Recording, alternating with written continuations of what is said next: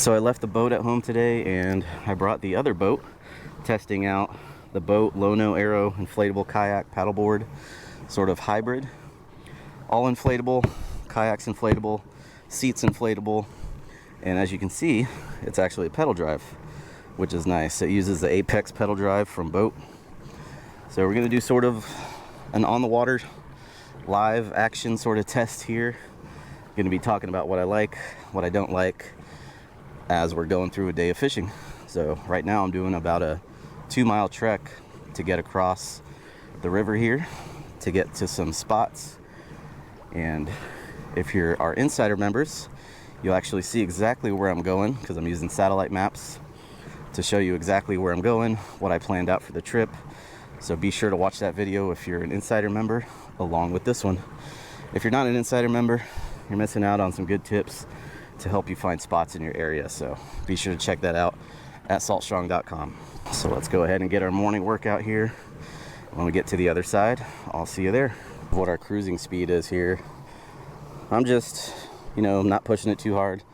And we're going about 3 to 3.5 miles per hour, which is pretty standard for most pedal drive kayaks. Now, if you want to see all the technical specs of the kayak, I'll have that at the end of the video. So if you want to just skip over to that, go ahead and do so. But again, we're going to be doing a trip on the water here, trying to catch some fish, see what we can find.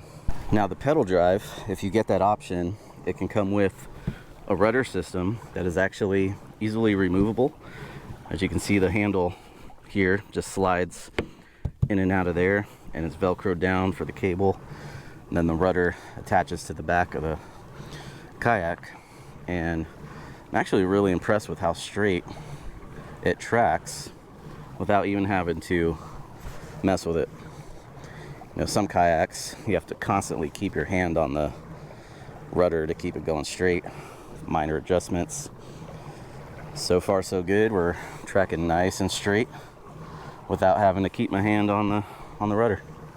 It's getting shallower. As you can see, we're still able to pedal, probably in about 2 feet of water right now. But another nice thing about this pedal drive with the prop style drives is that you have instant reverse. So just pedal backwards, especially if you hook into a fish by the mangroves or something and you need to back away, pull that fish away, just start pedaling backwards and you'll stop and start going backwards. And now with pedal drives, I use the pedals just like I would a boat motor. That's my main propulsion to get to where I'm going. Then once I get to where I'm going and I start fishing, it's all paddle. I'll stand up and paddle. I'll use the paddle as a push-pull. It's much more stealthy and I'm able to get much shallower with the paddle. So now I'm going to put the pedals up. I'm going to start paddling and fishing up here. So what you're going to do is just turn these knobs here. Turn those knobs. And then we're going to lift that drive up. And then just lay it down. And we are good to go. Drive is out of the way. Now we can paddle and go shallow. So let's see how the stability is with standing. Standing up now. Seems pretty solid. You always want to put your feet at a wider stance just for more stability, but seems pretty solid. Now, as far as the gear that I'm using today, I have our 7'6" slam sticks. I have 2 in the medium power fast action, and then I have 1 medium light fast action. And that medium light, I've got a 1000 Daiwa Fuego on there, a little bit of a lighter setup. And then on the other 2, I have 2 Shimano Spheros reels, 3000 size, and I've got 10-pound Power Pro on all 3 of them, and 17-pound fluorocarbon leader Berkeley Vanish. And then the lures I'm throwing, I have our 2.0 paddle tail in the LeBron's color on 3/0 1/8 ounce Haas Helix hooks. Then I have a Prawn USA Junior on a 1/8 ounce 2/0 Haas football jig head. But for now, let's go ahead and start casting. Put a little Dr. Juice on here. Scent never hurts, always helps. Let's make sure you don't get it on yourself or the kayak. There's a tail right in front of me here. There's some fish. Go right across your face here.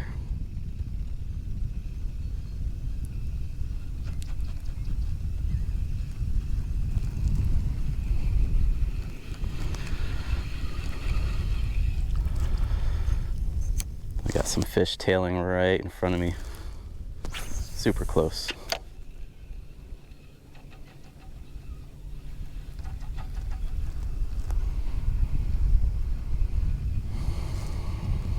No dice. There's a tail right there, swimming away from me.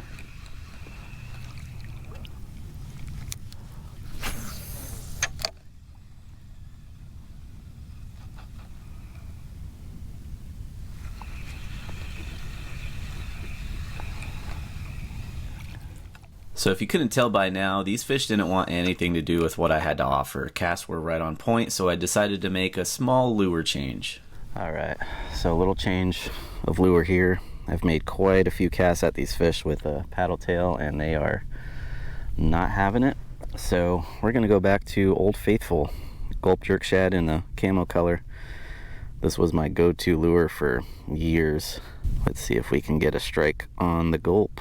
Rigged up same way, 3/0 1/8 ounce Haas Helix hook.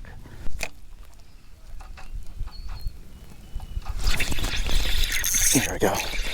Fish on. Finally. Finally got a fish on. Nice trap. The old jerk shad. Nice trout on the gulp jerk shad. Gotta go. Off he goes. So that trout just happened to be mixed in with the redfish, but it was willing to cooperate and eat, so I'll take that over nothing. But a little further down, I came across the mother lode of tailing fish. Alright, this has got to be the money shot right here. There's probably 30 fish tailing right there. If I don't catch a fish out of this school, there's something wrong with these fish. And there's fish tailing. It's probably 30 feet of water right there that they're tailing in. Alright, let's make a cast and see what happens. Gonna cast ahead of them. Line's going over them, which isn't ideal, but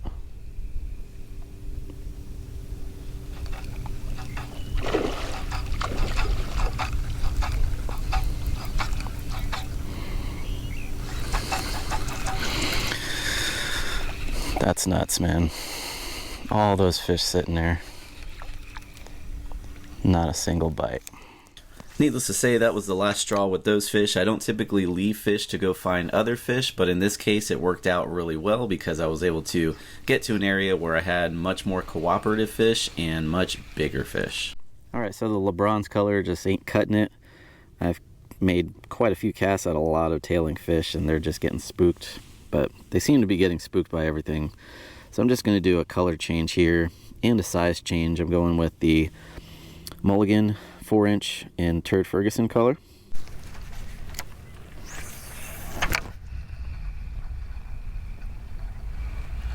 Big red, holy cow.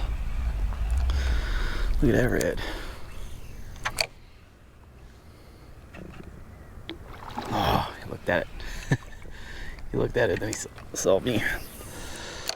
So this was plan B. I pedaled to a different area, completely different spot, and this fish, as you saw, it did get spooked off, but I get pretty persistent with my casting until I can't cast to the fish anymore, as long as it's not swimming away super fast, and you'll see what happens here. Got him! Got him! Got him!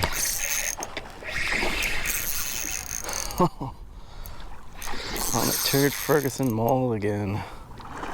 Nice red. There's a good way to break this thing in. Let's go for a little ride. Nice fish. Actually gonna anchor up so we don't spook anything. Holy cow. Let's anchor up. I am shocked that that fish hit. Oh man. He knew I was there, but he still hit it. Beast of a red. I'll take that for my first trip out on this inflatable.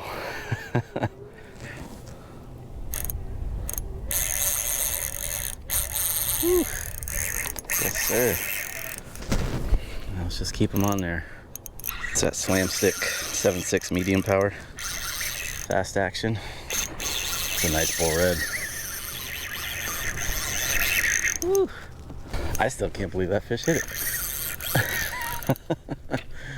I cannot believe that fish hit it. I had made a cast to him. I saw him swimming, and I saw him turn towards it, and then he saw me and turned away. Then he started swimming off a different direction and made another cast, and he went for it. Love it. That's what we come out here for. That sun just poked out too. Wonder if that was a trigger for him to start feeding. It's been foggy all morning. Pretty cool out.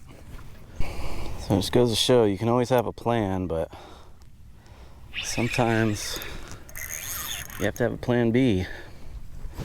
Completely different spot, completely different lure, and it paid off. Not to say I didn't find fish where I first went, but they just weren't cooperating. Nice red. Whew. I don't know if my net's big enough. I'm about to find out what we can do here.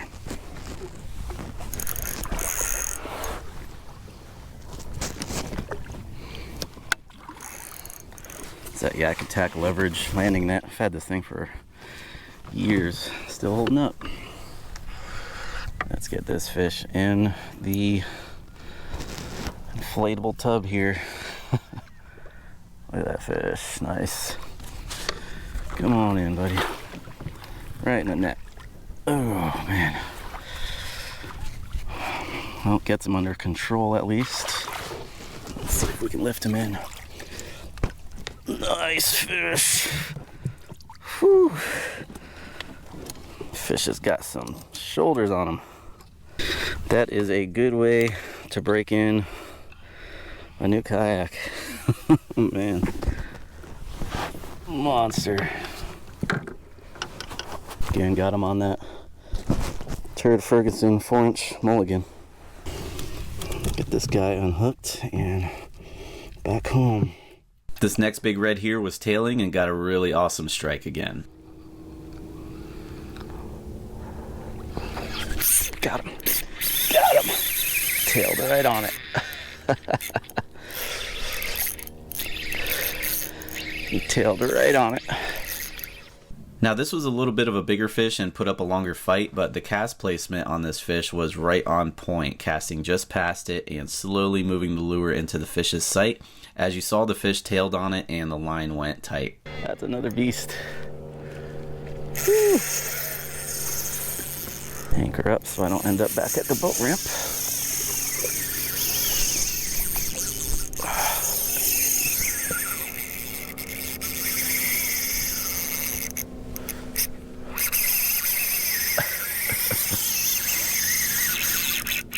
Whew. That was pretty cool. I watched that fish nose right onto it. Down to the wire here. Same lure, that 4-inch mulligan. Turd Ferguson color. I might have to chase down this fish in a minute. About to get spooled. Alright, let's see if I can gain on him a little bit here. Got too much line out for my comfort. Pull myself to him. Quick battery change while fighting this fish with one hand. Just about to get him landed and the battery died. Tell you what, these GoPros, no battery life. This fish should be ready now. Should be ready to come in. See if I can just get control of him here.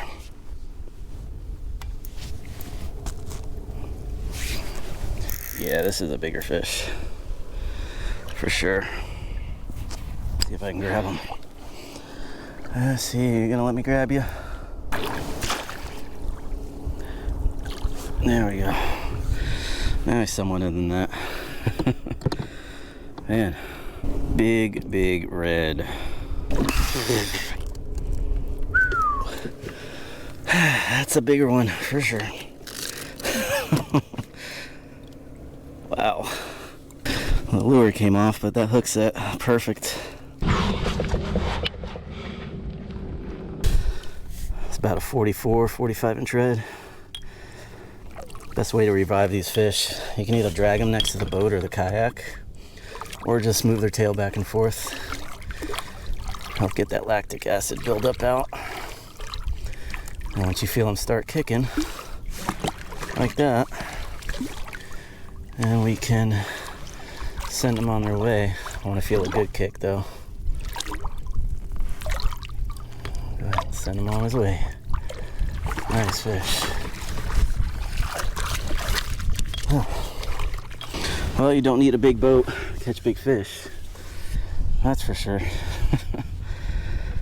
Two big reds, over 40 inches.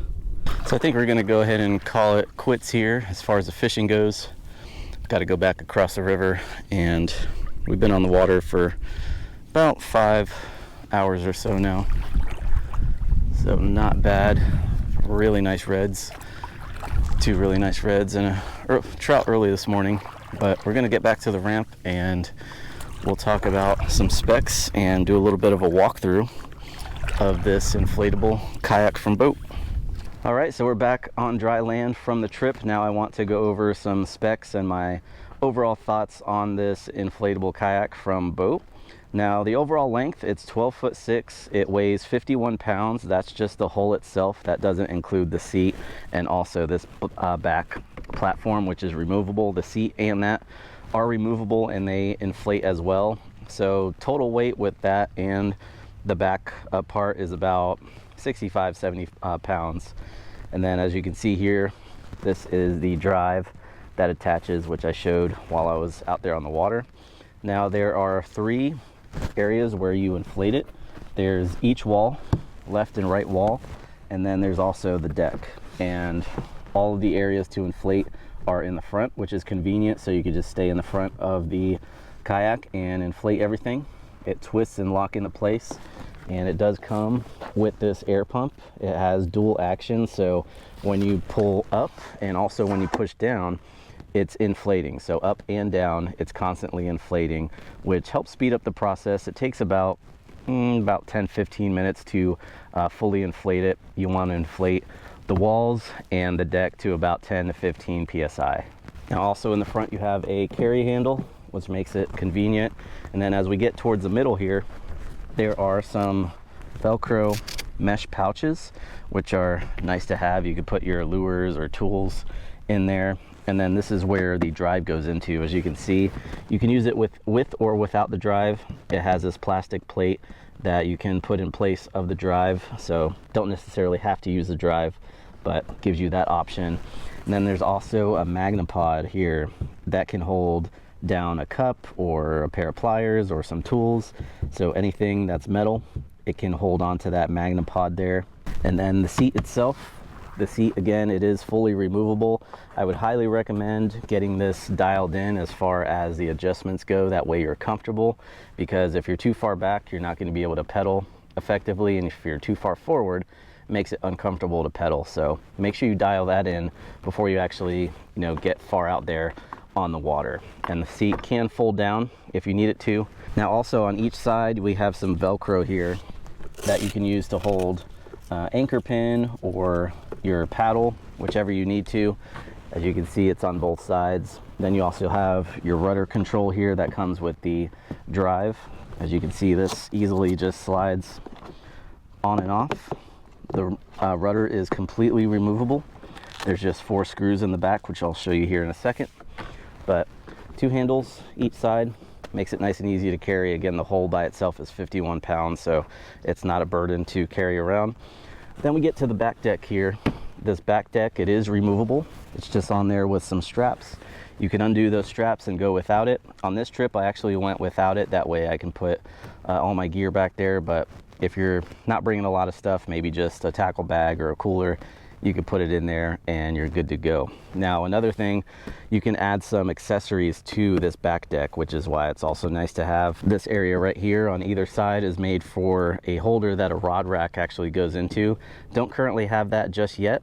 Will get it soon because a rod holder is definitely needed. I just had my rods laid up in front for this trip, but rod holder is a good accessory to have on the back of here to keep your rods out of the way. And then also you have a sand spear sort of bracket here. You can use it with any type of 3/4 inch anchor pin. This is a stick it anchor pin that I'm using here, but you can just drop it in there and it anchors you up. So that's nice and convenient to have as well. And then you have some straps here, hold down any gear you need. This is actually a power pole mount, a micro power pole mount.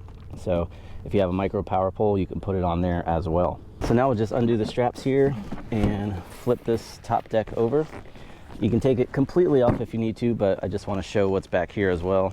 As you can see, when you take that off, you got a lot of room back here to put tackle bag, cooler, whatever you need to. Again, the weight capacity is 400 pounds, so as long as you're about 100 pounds under that limit, you should be good to go. You never want to go, you know, close to 100 pounds under the actual weight capacity. And then this is the rudder line.